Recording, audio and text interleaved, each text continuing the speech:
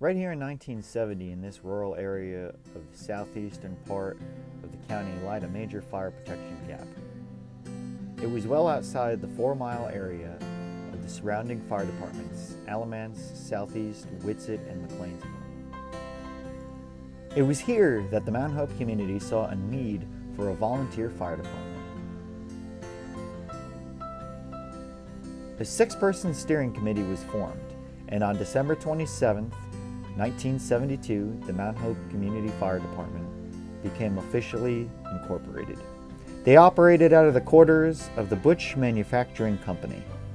45 volunteers began a training program delivered by the Guilford County Fire Marshal's Office.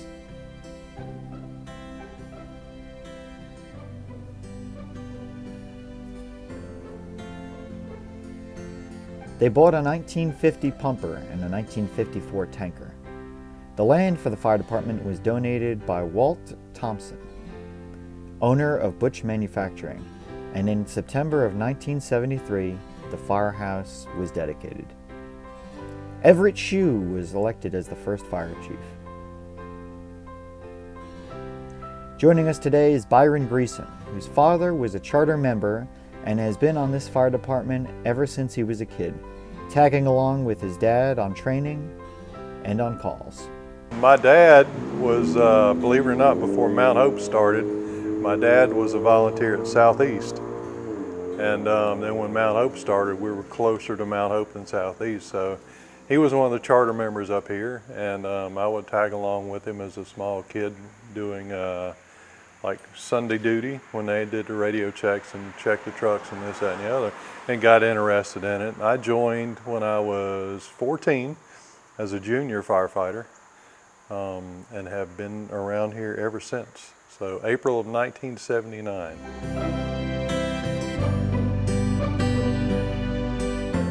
So Sunday duty, because everyone was volunteers, we had started out with 3 trucks, then added on, but Sunday duty they split it up between the volunteers, and they would come up like 9 to about 2:30 and go through, check the trucks, check all the equipment, make sure everything was operating the way it was supposed to, this, that, and the other. And then, believe it or not, at 2 o'clock, the 911 center, which wasn't 911 then, but the radio center would do a radio check. So they would call every station on their base station to make sure it was working. They call every truck on the truck radio to make sure they were working. They would test the pagers, or plectrons back then, before pagers, and they would also test the station siren.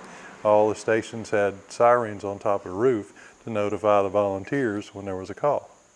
So that would go through. It'd take about 20-25 minutes to do everybody in the county, but it was neat to listen to all the trucks go through this, that, and the other. Of course, there's a lot more trucks now than there were back then.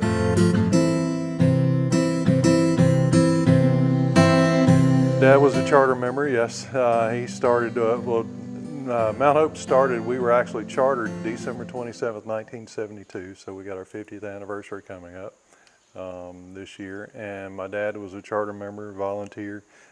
He later served on the board and also served as a fire commissioner with the department. So that's kind of how I got started, just tagging along with him and like riding around in fire trucks.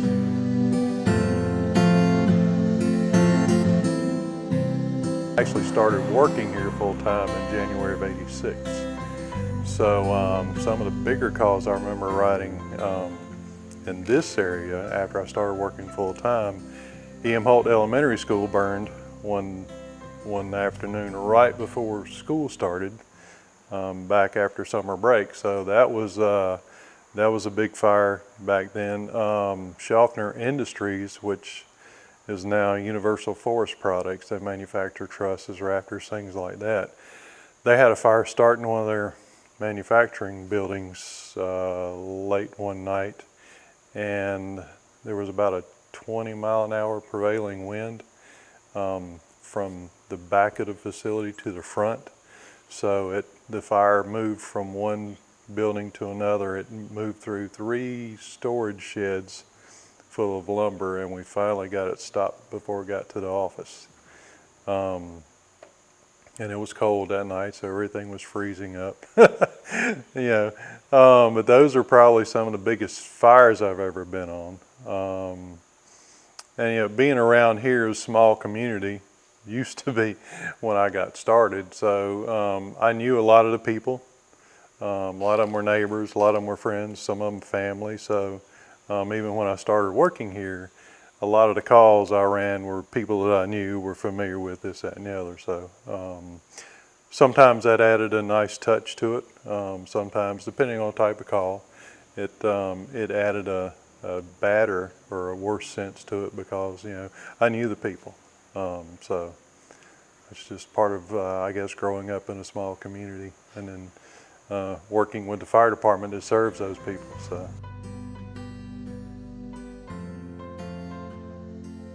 Because like I said, I started working here full time in '86. So I remember when the county went to house numbers for everyone in the county. So before that, it was just road names, mailbox numbers, and they would give you an address. A lot of times they would give you the person's name, which really helped because most of us in the community knew everybody.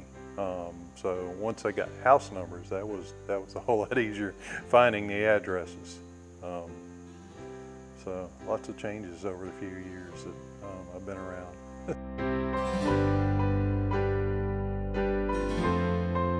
So the trucks were a lot different. The equipment was a lot different. Even the PPE, the turnout gear. I remember when my dad started, even when I started, we had long coats, hip boots instead of bunker pants. Helmets were much lighter weight, not as protective, if you will. I remember the helmets we started out with didn't even have shields. And we had an unofficial photographer back then that took lots of slides. So there's pictures, even my dad's in one of them with his helmet turned around backwards with the brim in front so he could duck down and keep the heat off of his face before shields. So the first new trucks we bought here were in 1974 and 1975. So Ford cab-over trucks, everything was straight drive, gasoline powered. Our pumper was 750 gallons a minute. Now everything is double that capacity. Gosh, when I first started working here full time, we had 3 trucks. The two 74, 75 models. We had a 1980 GMC mini pumper, Chevrolet mini pumper. That was our brush truck and our rescue squad. And we got our first ISO rating, our re-rating, right after I started, about 9 months after I started. That was part of my job when they hired me to put all the paperwork and records together for our ISO rating. So from that point, we went to a class 6, which in 1986 was pretty good. Again, with just the 3 trucks we had and just a handful of dry hydrants around the district. So, I've seen the evolution of going from a 2-man cab to a 5-man cab. We bought a Grumman pumper that had a jump cab. You could ride 3 in the back, kind of like a rumble seat. That was the first truck we had with automatic transmission, which was neat. So about everybody was able to drive that. And then 2005, we got our first custom pumper, which was really nice. Turnout gear has gone a long ways, going from cotton duck, basically canvas with a neoprene vapor barrier and flannel lining to keep the heat and the steam off of you, to state-of-the-art PBI, breathable vapor barriers, thermal barriers that will really, really protect you. Air packs. I remember years ago, even when I got to help with or got to participate in some live burn training, we didn't use the air packs. We didn't have any way to fill them. So we had 4 air packs at one time. which was, a lot for a small department like that. But now we're riding, 5, 6, 7 air packs on a truck. Just about everybody's got their own mask, so it's come a long ways. Really has.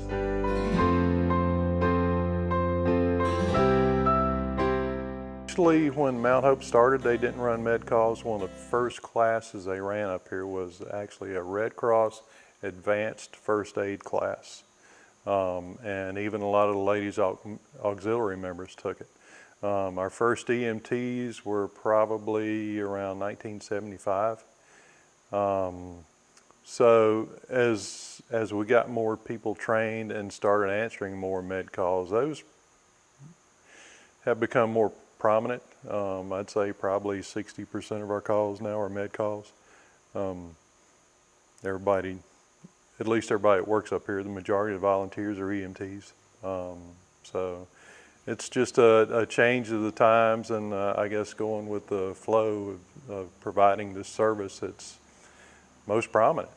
And we've gone from basic bandages and things like that. I remember when we got our first defibrillator, we actually went through the EMTD class and bought a defibrillator. Our first defibrillator was over $8,000, and we had to go through a special certification class just to use it. And it was bought with donations from the community and things like that. So that was really neat. We were one of the first departments in the county to go to the EMTD program. Now, shopping centers, restaurants all have defibrillators hanging on the walls. The general public can use them. We're carrying meds now, which we never used to do. But like epinephrine for allergic reactions, Benadryl, glucose, liquid glucose.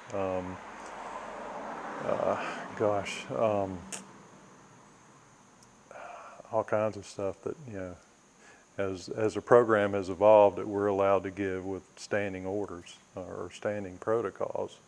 We can even give albuterol for someone who's having an asthma attack or something like that. And before, we would have to wait on the paramedics to get here to do that. So it's really come a long ways.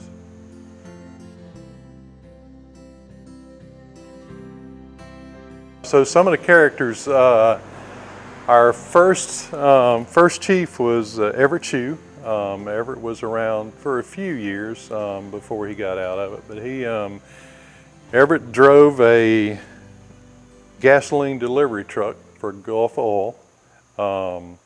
Everett was a scoutmaster with a local scout troop here at Mount Hope Church, so he had a lot of background and first aid and things like that. So it was he was a really good leader. A couple of his assistant chiefs, one of them later on became a chief. He was chief for 11 years, Cleo Barker.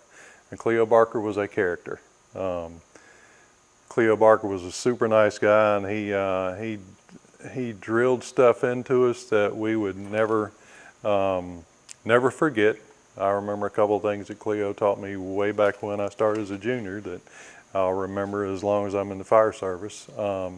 Cleo was a really good showman. He was a square dance caller, called square dances all over the country.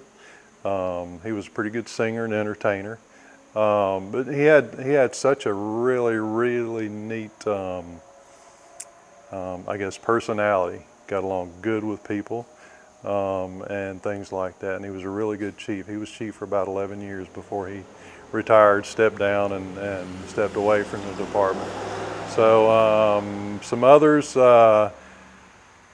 we have one member who has been here the whole time, all 50 years, Sam McPherson. His father, Henry McPherson, was one of the charter members. Henry and his brother Tom were actually fire wardens for years with the Forestry Service.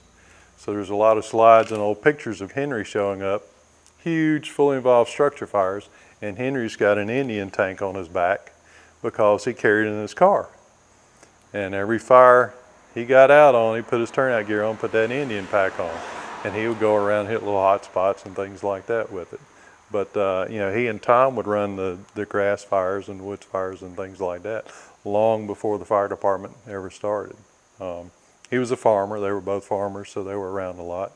They were two that probably fought the fire tax more than anybody else because they were going to have to pay extra money based on all the property they had. But you know, even though they didn't like it, they stuck around and stayed here for many, many years. So there's been, gosh, so many people in and out. Used to have really good softball teams back in the day. Had a ping pong table up here for many, many years. So they kept a lot of volunteers entertained. And a couple of guys, one of the board members, Elvin Harris, was a phenomenal ping pong player. And he was a pretty good character as well. He kept everybody laughing. But yeah, good group of guys, especially when we first got started. You know, if you think about it, everybody giving their time for nothing, which is becoming, unfortunately, harder to find.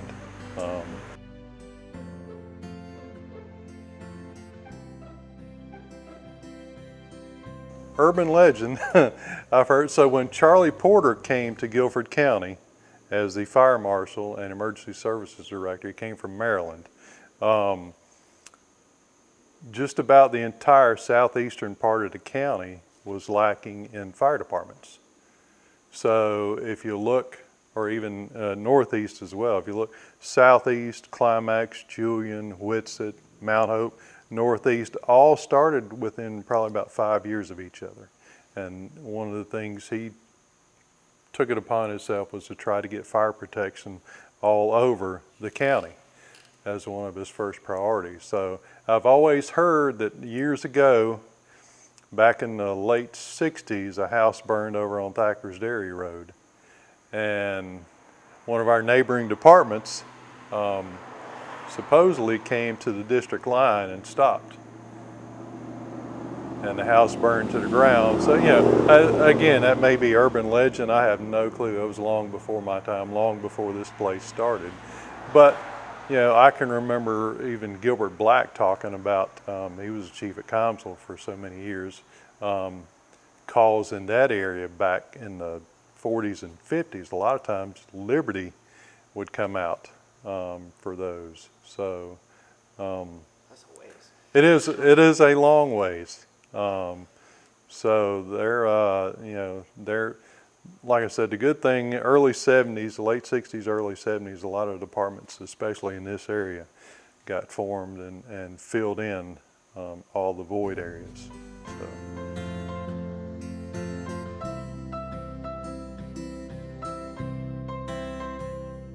So the volunteer culture over time. So I was hired here, like I said, January of 1986 to work during the daytime because one of the volunteers that this community relied on got a different job and was not working second shift. So he was around during the daytime, could get the trucks out on fires or med calls or whatever the case may be.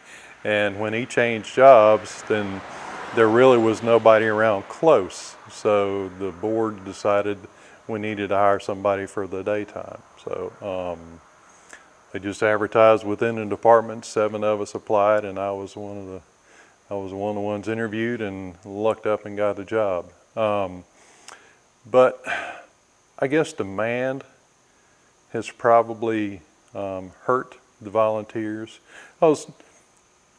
Even when I started as a young junior, you know, you come up here on Wednesday nights, training nights, whatever the case may be, and you learn from the older people that were around that have been doing a little while, this, that, and the other. And then the certifications came into play, late 80s, early 90s, and things like that. So that seemed to set the standard for most departments. You know, you need to be trained to this level.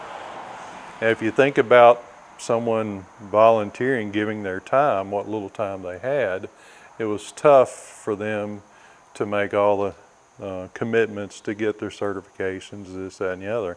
I know when I started, I would go all over the county to get individual classes until I got my full certification. Now you can go through community college or a bigger department and get certified through one of their academies. So that and the call volume. When I started working here in 1986, we probably ran 130 calls a year. Now we're well over 700 a year. So that's hurting.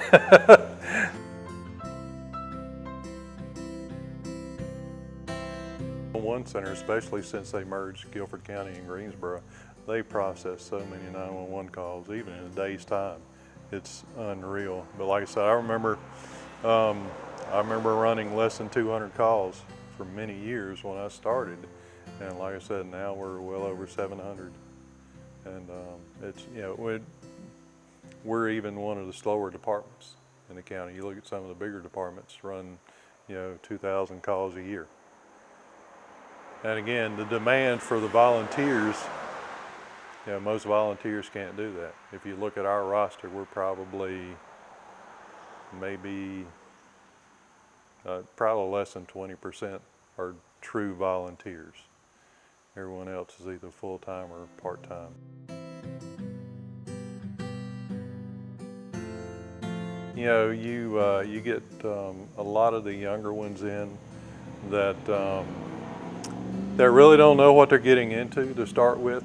I know before I retired from Chapel Hill, I was involved in the hiring process. So, you know, we would hire new kids. I call them new kids because they're less than 57 years old. But, you know, we would hire new kids and, you know, they come in the door and they want you to hand them everything instead of working their way up through and earning stuff like that.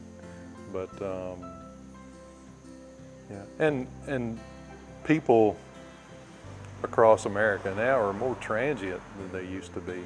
I mean, people are moving all the time because of jobs and things like that. So you don't have the people that live where they were born and raised, you know, for 50, 60, 70 years, things like that. I was born in this community and still live, you know, fairly close to this community. So it's home.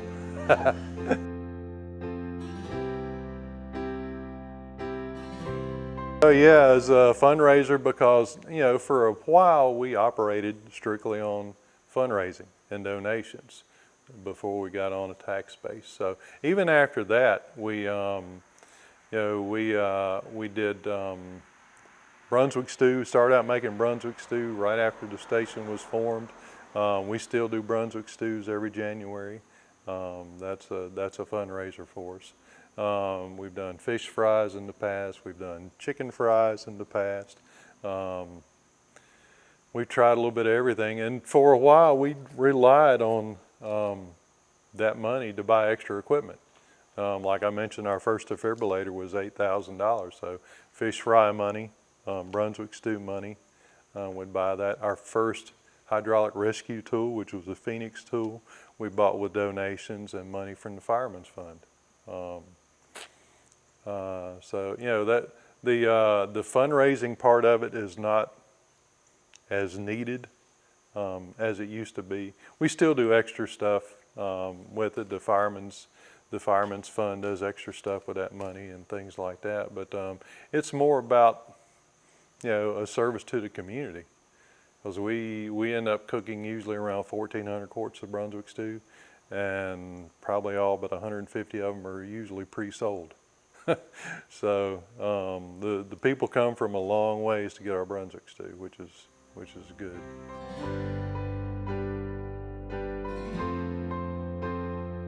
Good times around the station back when we had a lot more volunteer base. I talked about the ping pong table. You know, we would stay up here on the weekends and play ping pong till wee hours of the morning. A lot of the younger ones, we had a basketball goal out front, so we would play basketball on Saturdays and Sundays and things like that. One of the big highlights of, you know, after training or after calls or whatever, we had a small card table and a deck of cards up in the office. So after everybody came back, got the trucks, you know, back in shape, signed the roster book for running the calls, whatever the case may be, then there was usually several good games of setback, which is very similar to Rook, you know, and now we probably don't have enough people to know how to play setback to sit down and actually play a game. I played and- a lot of card games I never heard of. So setback, it was real popular around here. And we used to do, one of the volunteers and a board member used to love to go fishing. And he would, between he and his brother-in-law, they would usually catch enough fish that we would have a fish fry up here just for the firefighters and the ladies' auxiliary members and the families. We would have barbecues a lot of times just for the families and things like that in the fall. So I guess back then it was more of a community family group than it is now, unfortunately. But you know, changing times and changing, I guess, expectations and duties and responsibilities and things like that have put a lot of that, unfortunately, by the wayside.